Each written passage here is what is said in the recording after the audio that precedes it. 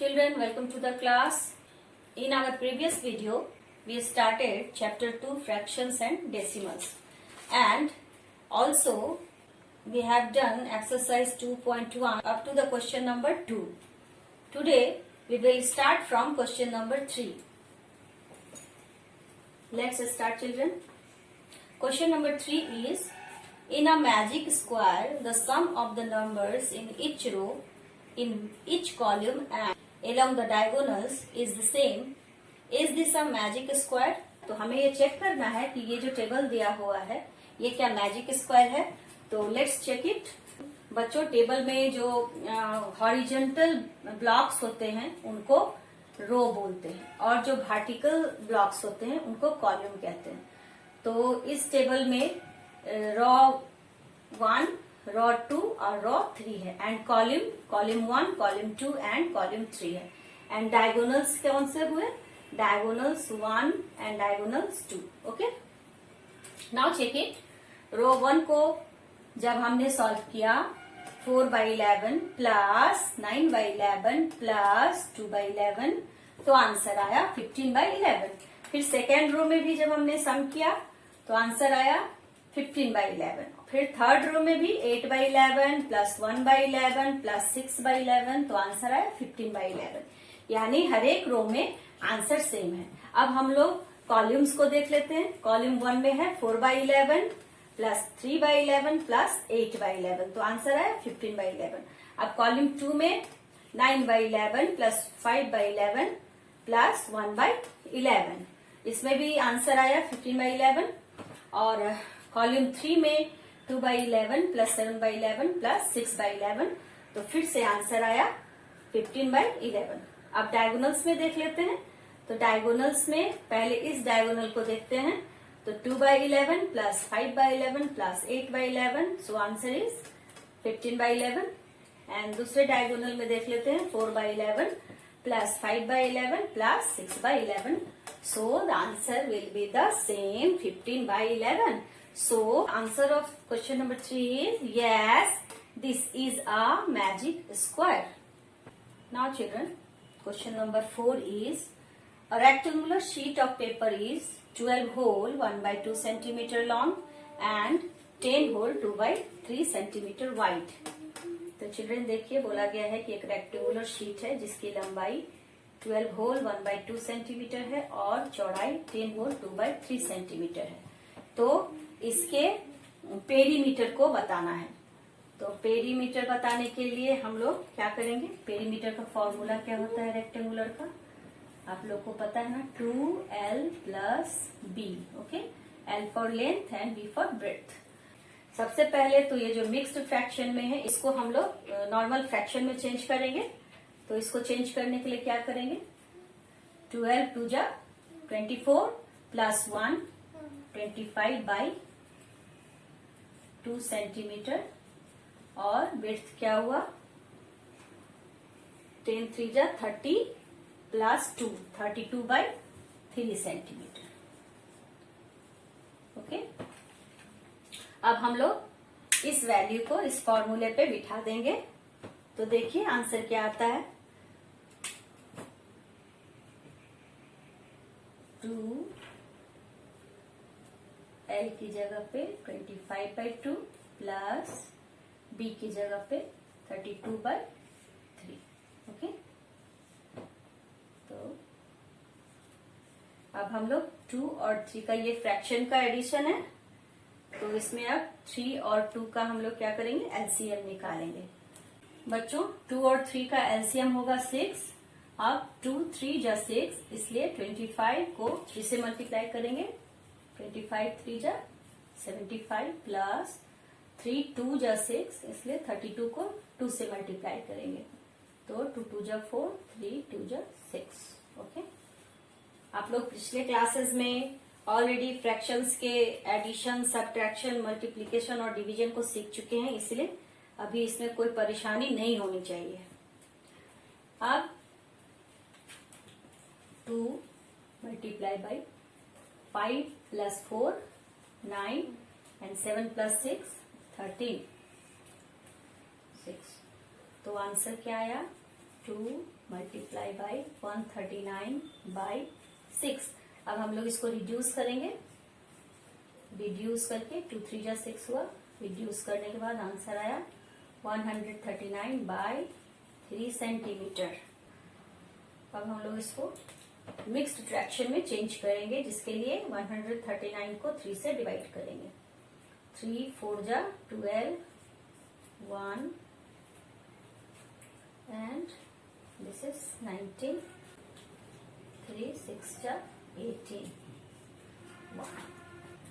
Divide करने के बाद क्वोशिएंट आया 46 and reminder 1, so the answer is 46 whole 1/3 centimeter. So the perimeter of rectangular sheet is 46 whole 1/3 centimeter.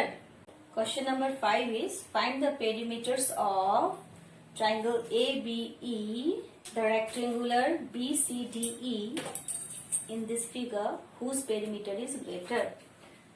Children, इस figure को देखिए, ये आपके बुक में दिया हुआ है। इसमें एक ट्रायंगल है और नीचे एक रेक्टेंगल है। दोनों के पेरीमीटर्स क्या हैं और किसका पेरीमीटर बड़ा है। Okay, let's see. तो यहाँ देखिए, ट्रायंगल का पेरीमीटर पहले हम लोग निकालेंगे।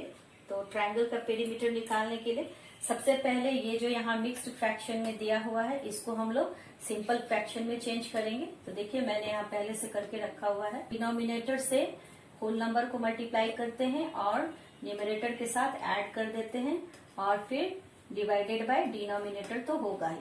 तो 5 3 जा 15 प्लस 3 18/5। यहाँ पे मैंने लेटर से डिनोट कर दिया है ताकि आपको याद रहे। D for denominator, W for whole number this one and N for numerator. So this becomes 18/5 centimetre and 2 whole 3/4 becomes 11/4 centimetre. आपको पहले से पता है कि पेरीमीटर्स किसे कहते हैं। तो किसी भी ज्योमेट्रिकल डायग्राम की जो बाउंड्री का टोटल लेंथ होता है उसको पेरीमीटर कहते हैं। Like AB plus BE plus AE is called perimeter. तो यहाँ पे AB कितना है 5/2 प्लस BE कितना है 11/4 प्लस AE कितना है 18/5। ओके, तो हम लोग क्या करेंगे, अब सबसे पहले 2 4 और 5 का एलसीएम निकालेंगे। 2 4 और 5 का एलसीएम निकालेंगे। 2 1 जा 2, 2 2 जा 4, 5 का 5, यहाँ पे फिर 2 से लगाएंगे। ये 5 1 1 1। ओके, सो 5 2 जा 10, 10 2 जा 20। सो एलसीएम ऑफ 2 4 एंड 5 इज 20। 2 10 जा 20, इसलिए 10 से 5 को 10 से मल्टीप्लाई करेंगे तो हो गया 50 प्लस 4 5 जा 20, तो 11 को 5 से मल्टीप्लाई करेंगे तो 55 प्लस 5 4 जा 20, तो 18 को 4 से मल्टीप्लाई करेंगे तो हो जाएगा 8 4 जा 32, 2 3 4 प्लस 3 7 72। ठीक है, हम लोग इसको सम कर लेते हैं। 2 5 प्लस 2 7 7 7 5 12 प्लस 5 17/20। तो इसको सम करने के बाद आया 177/20। अब हम लोग 20 से 177 को डिवाइड करेंगे तो देखते हैं कितना आता है, कितनी बार में लगेगा। 8 2 जा 16, तो 8 बार में 8 2 जा 7 1। सो इसका आंसर हो जाएगा 8 होल 17/20। ओके, इसमें क्या होता है, क्वोशिएंट होल नंबर होता है, इसीलिए क्वोशिएंट बाहर आ जाता है और रिमाइंडर जो है वो न्यूमरेटर हो जाता है और डिनोमिनेटर ऑब्वियसली 20 है तो 20 ही रहेगा। क्वेश्चन नंबर 5 में सबसे पहले जो आपसे पूछा गया है कि ट्रायंगल ABE का पेरीमीटर क्या होगा। ए बी ई का पेरीमीटर क्या होगा? तो answer is perimeter of triangle A B E is 8 whole 17 by 20 centimetre. Now perimeter of rectangle. तो rectangle B C D E का लेंथ कितना हो जाएगा? 11/4. ये लेंथ है, रेक्टेंगल का लेंथ है, तो लेंथ हो जाएगा 11/4 और विड्थ कितना हो जाएगा? 7/6 सेंटीमीटर. तो हम पेरीमीटर ऑफ रेक्टेंगल क्या होता है बच्चों? Perimeter of rectangle 2 × L + B. तो 2L कितना है? लेंथ 11/4 प्लस विड्थ कितना है? 7/6. तो यहाँ पे 4 और 6 का पहले हम लोग एलसीएम निकालेंगे. 2 2 जा 4, 2 3 जा 6, 2 1 जा 2, 3 3 1 जा 3 2 जा 6, 6 2 जा 12. तो एलसीएम ऑफ 4 and 6 इज 12. 4 3 जा 6, इसलिए 11 को 3 से मल्टीप्लाई करेंगे 33 प्लस 6 2 जा 12, इसलिए 7 2 जा 14. नाउ 4 + 3 7, 3 + 1 4, 47/12. Now 2 × 47/12. अब हम लोग इस फ्रैक्शन को रिड्यूस करेंगे. 2 6 जा 12, आंसर आया 47/6 सेंटीमीटर. अब हम लोग इसको मिक्स्ड फ्रैक्शन में चेंज करेंगे. 6 से 47 को डिवाइड करेंगे. 6 7 जा 42. बच्चों क्वेश्चन नंबर 5 में जो दूसरा क्वेश्चन आपसे पूछा गया है कि find the perimeter of rectangle, तो उसका भी आंसर हम लोगों ने निकाल लिया. 7 होल 5/6. अब है हुज पेरीमीटर इज ग्रेटर, यानी ट्राइंगल और रेक्टेंगल में से किसका पेरीमीटर बड़ा है. तो चलिए लेट्स कंपेयर देम. तो ट्राइंगल का जो हमने पेरीमीटर निकाला था वो क्या था? 8 होल 17/20. एंड हमने जो यहाँ पे निकाला रेक्टेंगल का पेरीमीटर वो है 7 होल 5/6. तो अब इस दोनों को जब आप कंपेयर करेंगे तो आपको और फ्रैक्शन में देखने की कोई जरूरत नहीं है. आप यहाँ पे देखिए होल नंबर्स क्या है. तो ट्राइंगल का होल नंबर में 8 है, ट्राइंगल के होल नंबर में 8 है और रेक्टेंगल के होल नंबर में 7 है. तो ऑब्वियसली 7 जो है वो 8 से छोटा है. थर्ड क्वेश्चन का आंसर होगा perimeter of triangle is greater than perimeter of rectangle. Okay children, we completed question number 5. Question number 6. Salil wants to put a picture in a frame. The picture is 7 whole 3/5 centimeter wide. To fit in a frame, the picture cannot be more than 7 3/10 centimeter wide. How much should the picture be trimmed? तो children question number 6 में बोला गया है कि सलील जो है वो एक पिक्चर है उसके पास जो वो फोटो फ्रेम में डालना चाह रहा है जिसका चौड़ाई है 7 होल 3/5. लेकिन उस फोटो फ्रेम में पिक्चर जो है वो 7 होल 3/10 से बड़ा नहीं होना चाहिए. तो सलील के पास जो फोटो है वो इतना बड़ा है और एक्चुअल फ्रेम में जो फोटो का साइज फिट होगा वो छोटा है उससे. तो हम लोग को बताना है कि कितना फोटो को ट्रिम करना होगा. तो बहुत ही इजी है. सबसे पहले जो मिक्स्ड फ्रैक्शन है उसको आपको सिंपल फ्रैक्शन में चेंज करना होगा. देखिए मैंने यहाँ पे चेंज किया है. 7 होल 3/5 को कन्वर्ट करने के बाद 38/5 एंड 7 होल 3/10 को कन्वर्ट करने के बाद 73/10 आया.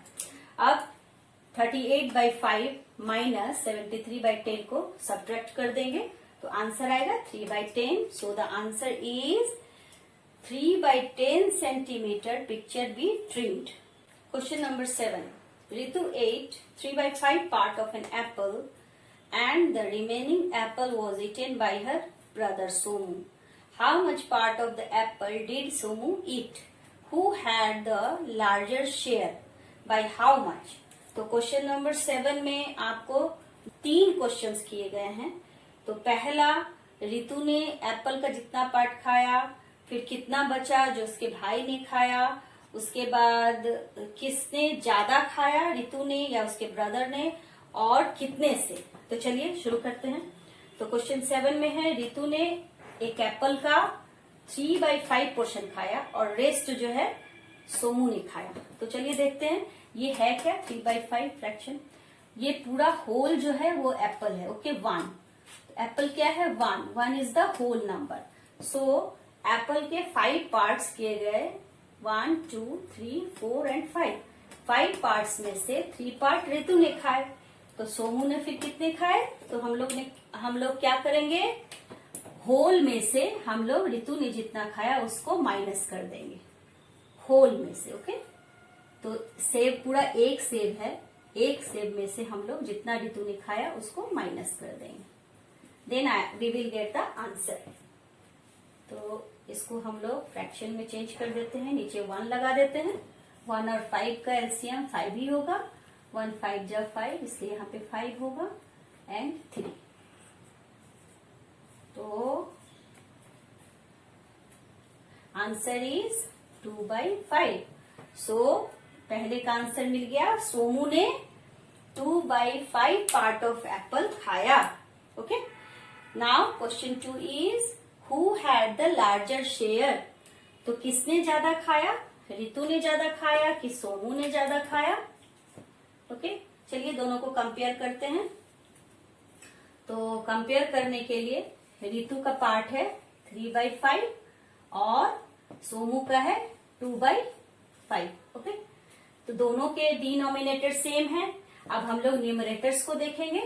तो न्यूमरेटर में ऑब्वियसली 3 बड़ा है 2 से, इसलिए 3/5 इज ग्रेटर देन 2/5, यानी Ritu 8 more part than Somu. Okay question number 7 में अब सिर्फ एक लास्ट रह गया है कि बाई हाउ मच, मीन्स किसने कितने से ज्यादा खाया। ठीक है एप्पल का ज्यादा पार्ट रितु ने खाया। तो अब हम लोग क्या करेंगे, रितु वाला पार्ट जो है 3/5 उसमें से सोमू वाले पार्ट को यानी 2/5 को सब्ट्रैक्ट कर देंगे। ओके 3 - 2 क्या हो गया 1/5। So answer is by 1/5 part more Ritu 8 than Somu. Okay question number 8 is Michael finished coloring a picture in 7/12 hour. Vaibhav finished coloring the same picture in 3/4 hour. Who worked longer? By what fraction was it longer? Michael एक picture को 7/12 our में colour कर रहा है, वैभव उसी picture को 3/4 hours में colour कर रहा है। तो किसने ज्यादा लंबा समय लिया कलर करने में और कितने से। प्रॉब्लम सॉल्व करने के लिए सबसे पहले हम लोग दोनों फ्रैक्शन को लाइक फ्रैक्शन में चेंज करेंगे। ओके तो माइकल का जो आवर्स है वो है 7/12 आवर। ओके और वैभव का आवर्स है 3/4 आवर्स। तो सबसे पहले हम लोग क्या करेंगे, लाइक फ्रैक्शन में दोनों फ्रैक्शन को लाइक फ्रैक्शन में चेंज करेंगे। तो लाइक फ्रैक्शन में चेंज करने के लिए क्या करना होता है, हमें डिनोमिनेटर का नंबर 1 करना पड़ता है। तो यहाँ 12 है, तो हम यहाँ पे क्या करेंगे 3 से मल्टीप्लाई कर देंगे। अब नीचे 3 से मल्टीप्लाई किया है तो हमें ऊपर न्यूमरेटर को भी 3 से मल्टीप्लाई करना होगा। ओके तो ये फ्रैक्शन क्या हो गए 3 3 जा 9 और 4 3 जा 12। तो 7/12 और 9/12 लाइक फ्रैक्शन में चेंज हो गए। अब हम लोग क्या करेंगे 9/12 बड़ा है क्योंकि 9 जो है वो 7 से बड़ा है, इसलिए 9/12 बड़ा हुआ। तो हम लोग अब इसको 9/12 में से 7/12 को माइनस करेंगे। ओके तो 12 9 - 7 इक्वल टू 2/12 और इसको जब रिड्यूस करेंगे तो आ जाएगा 1/6। So who worked longer, answer is Vaibhav worked longer because Vaibhav ने 9/12 आवर्स लिया और माइकल ने 7/12 आवर लिया। By what fraction was it longer, कितने से ज्यादा लिया। माइकल से वैभव ने कितना टाइम ज्यादा लिया, तो answer is 1/6 hours. Okay, children, we completed exercise 2.1. Next topic is 2.3, multiplication of fractions, and we will learn this topic in our next video. मैंने अपने पहले वीडियो का लिंक अपने डिस्क्रिप्शन बॉक्स में दे दिया है, आप वहां से जाके जरूर से वॉच करें. प्लीज मेरे चैनल को लाइक करें, शेयर करें, सब्सक्राइब करें.